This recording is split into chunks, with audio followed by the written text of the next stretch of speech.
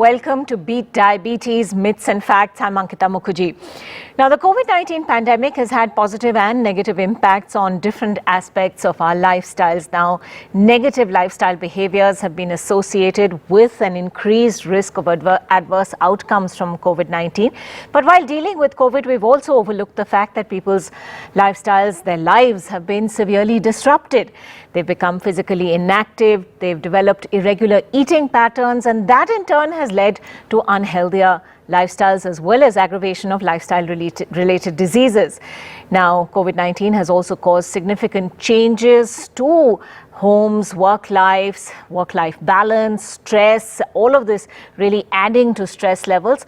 And therefore, a multidimensional approach, promoting healthy diets, increasing physical activity can all help to actually slow down what has turned into a diabetic and heart disease epidemic. This program hopes to do exactly that, and as always, we're joined by medical experts who will hopefully dispel some myths for us and tell us what to do. Joining us on the program, Dr. Swati Srivastav. She's an MD, FRCP, FACE, diabetologist and senior professor of the SMS Medical College in Jaipur. Dr. Ramakrishna MR, MD, medicine, consultant physician with the Navodaya Medical College in Raichur is with us, as is Dr. Saroj Mondal, MD, general medicine, DM cardiology, associate professor, SSKM Hospital in Kolkata. Dr. Srivastav, let me begin with you. Do people with diabetes actually have a higher chance of experiencing serious complications from COVID-19 even after they're getting cured of infection? And I ask this now because, of course, there are concerns over COVID reinfections also, given that there could well be now a new variant where reinfections could happen. Yes, that's a very important thing. Basically, when we talk about COVID-19 and diabetes, there is a very complex interrelationship because it was always considered, and it is considered, that type 2 diabetes and COVID somehow spoil the morbidity, the course of the disorder. So basically, if we see whether the patients with diabetes have an increased risk of having COVID, no, we do not have much data to suggest that as yet. So whether a diabetic will be at a higher risk of having the infection, that is not still, not much data proves that. However, a person with COVID, with diabetes, and if he develops a COVID-19 infection, he has a much higher chance of developing complications of COVID.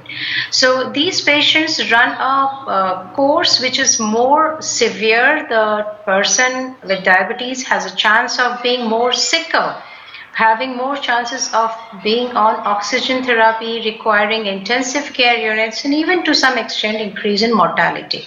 Right. Now, having said that, if we have diabetes along with some other chronic disorder, for example, the diabetic has a heart disease also, then the risk still further goes high. But having said that, again, we would like to realize that if these patients have a well-controlled diabetes, so if a person is having diabetes much under control, then this increased risk abates to quite an extent, and he would probably not be at that much increased risk of developing complications. Okay. So a good control becomes mandatory, and that protects that person. Right. So complications are clearly something we need to factor in. Dr. Ramakrishna MR, are there specific tests that people with diabetes should in fact do after they've been cured of COVID-19? And should these tests be done regularly? What intervals are we talking about? Basically, post-COVID, there is a lot of changes in their blood sugar levels because of treatment aspect. They use a lot of steroids, which can again aggravate the increase in blood sugar levels. And apart from that, patient will have loss of weight. Sometimes they'll have even weight gain and lack of physical activity. So these are all the factors which affect their blood sugar levels. So we need to monitor fasting blood sugars, postprandial blood sugars, and serum creatinine, lipid profile, and thyroid stimulating hormone. And these are few parameters to know the post-COVID status, whether patient has landed up with any complications or not. So if the And frequent monitoring of blood sugars are very important. Maybe we should advise them to home monitor of blood sugar every week or once in a week, at least once in 15 days clinic visit or once in a month clinic visit. Because aggressive control of blood sugar is all important in post-COVID patients to prevent complications. And apart from that, if the patient has a severe COVID involving the lungs, so we need to go for pulmonary function tests, and even if at all required, one HRCT thorax is also important to know to what extent the lung collapse has happened. Right, thank you for that. Dr. Sharoj Mondal, what are the possible symptoms of heart disease that people should be aware of after being cured of COVID-19? Also, are there any warning signs to watch out for? There is a growing number of evidence that patients who had once COVID infection, even if they don't have any heart disease or they didn't got admitted for hospital from cardiac illness, still they have chance of that COVID cardiac symptom after curing from the COVID infection. And this process of that myocardial involvement goes on for next 3 to 4 months. And that has been documented in different tests like TROP-T elevation and also MRI scan documentation. And MRI scan documented that about 75 to 80% of patient can have myocardial involvement in spite of the fact the patient didn't have that COVID-related cardiac symptom at the time of that COVID infection. And these symptoms are mostly the patient complains of unexplained dyspnea. Patient won't be able to lie down in the bed, or even during the midnight of the sleep, patient gets up from the bed with respiratory distress. They also complain of lightheadedness or that dizzy spell or even syncope, or they have that other symptoms of that complete heart block or even that heart failure symptoms or even that sudden cardiac death. So they should be aware that mostly due to their respiratory symptoms, respiratory distress after COVID infection, they should be aware and they should consult local doctors. Dr. Swati Srivastav, type 1 diabetes is an autoimmune disorder in which the body's own killer T cells kill the pancreas's insulin-producing beta cells when it's triggered.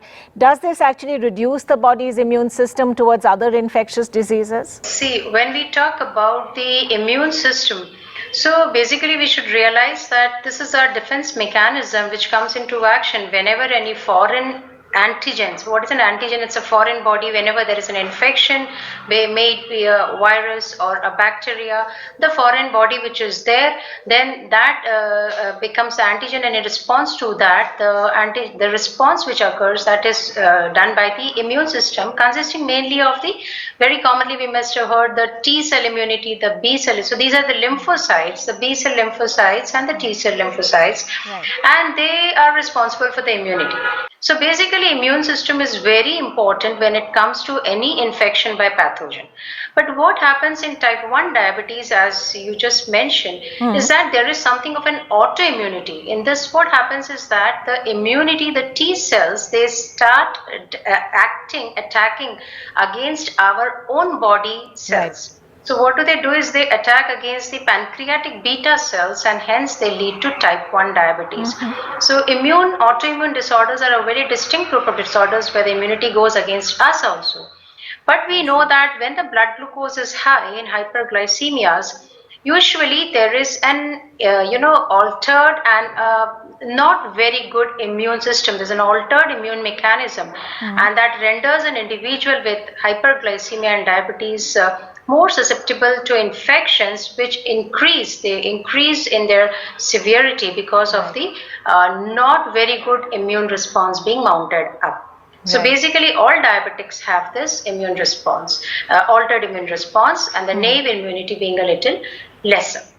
Right, which is why presumably they have to take so much more care during a pandemic, especially when there's talk of new variants. Also, Dr. Ramakrishnan MR, diabetes actually affects almost every body part, but do these complications start showing their effect immediately after getting detected with diabetes, or do these complications take some time to show up? Is there any way of staving them off? What is the advice that you give to your patients? Yes, definitely. So the patient, once diagnosed with type 2 diabetes, so we have to assume that patient has already developed complications, but that will not manifest clinically. But we have to screen for all the complications, especially microvascular complications like retinopathy, neuropathy, or nephropathy. But over a period of time, if the patient's sugars are not under control properly, the chances of getting complications are very high. And even if it is well controlled, so after a duration of say around 5 years to 10 years, patients are likely to develop either micro or macrovascular complications. That's why a routine screening for all complications of diabetes yearly is all very important in such patients. All right, we will take a very quick break at this point, but when we come back, we'll take a look at just how much controlling blood sugar and blood pressure can actually help with increasing immunity against infectious diseases. We'll have much more on that back in a moment.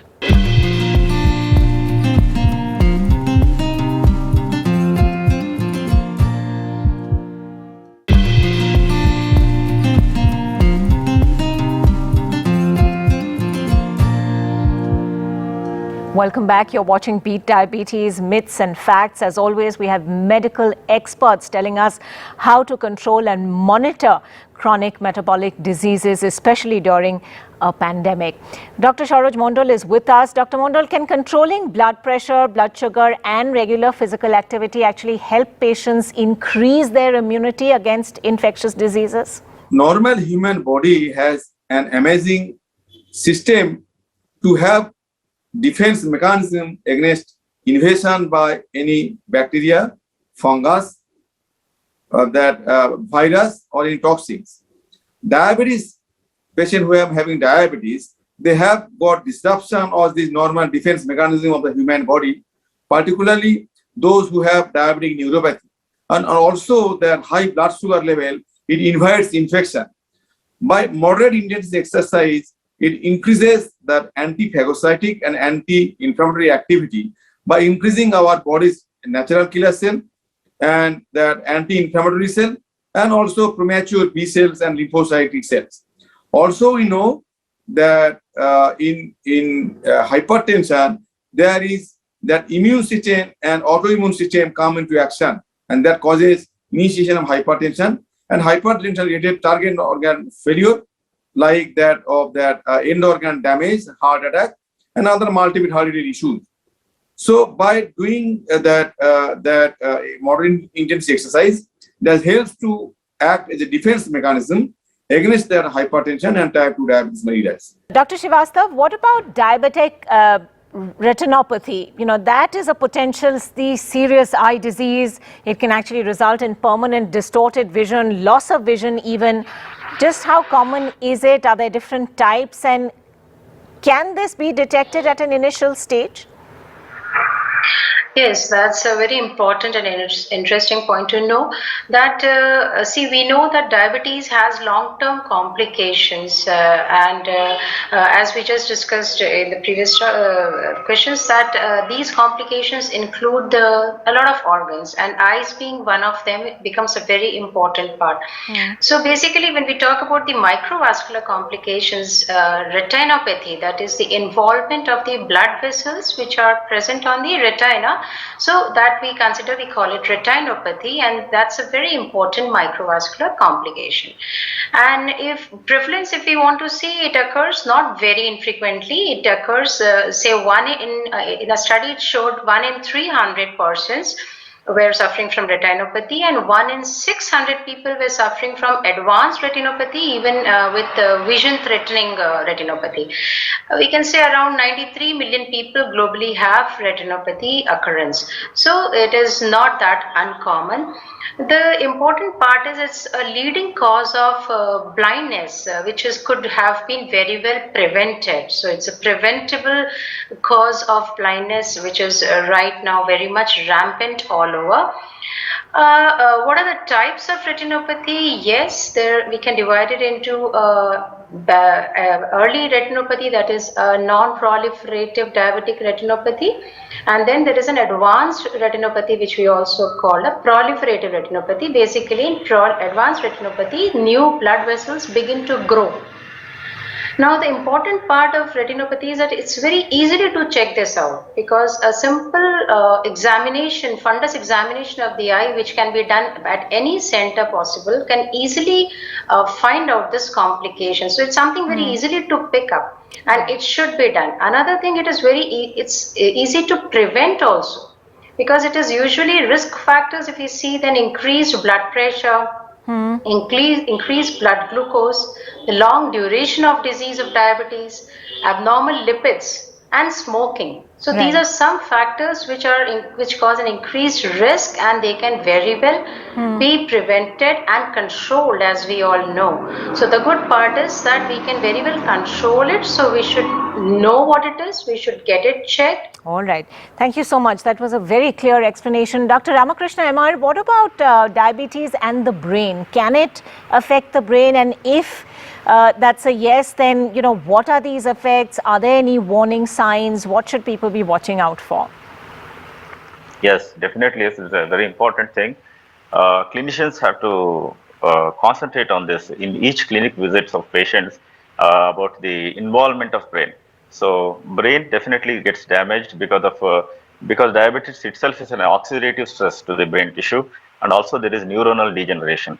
So there will be rapid advanced aging of the brain. So patients will have brain disordered brain functions. They may manifest with depression, anxiety, or cognitive functions. So one study which we have conducted in our college, we found that the depression is very prevalent among diabetics, especially the major depression. Around 40% of individuals, they have major depression. So they may present with loss of lack of sleep, loss of appetite, loss of interest to take medicines, and suicidal tendencies sometimes. So these are the few of the symptoms of depression. And apart from that, cognitive dysfunctions, like their performance in their actual work, that comes down. So they may develop increasing forgetfulness, memory loss. So these are the few symptoms. When you directly discuss with the patient in your clinics, you can definitely understand that there is involvement of brain, so which can be controlled again by proper controlling of blood sugars. All right. Dr. Saroj Mondal, the prevalence of heart disease seems to be increasing in a younger population. What are some of the signs in the young population to know that something is wrong with the heart and that they should in fact visit a doctor immediately? Over the last 2 decades, the prevalence of heart disease is increasing among young patients because of their physical inactivity. They are suffering from that, most possibly that obesity, diabetes, hypertension, and its related symptoms. The young patient mostly suffer from that chest pain, dyspnea of exertion. They complain of extreme fatigability, and also unexplained dyspnea on exertion. That women, they usually they have another typical symptom of the squeezing or tightness in the chest, and other symptoms like same that dyspnea on exertion. They mostly complain of that epigastric pain like stomach bugs, and that other fainting attack or syncopal attack or indigestion sort of. But in very young child, they usually complain they can't cope up or can keep pace with their peer group. They often have that blue symptoms of blueness of that tongues and that hands during exertion or during prolonged feeding, and they also complain of the syncopal attack or fainting attack or disease spells. All right, that's all we have time for in this edition of Beat Diabetes Myths and Facts. We've talked about a range of issues that concern diabetics and those with heart disease, from diabetic retinopathy to cognitive disorders and depression as well. We hope this discussion has been useful. Thank you to our medical experts joining us on the show, and thanks for watching.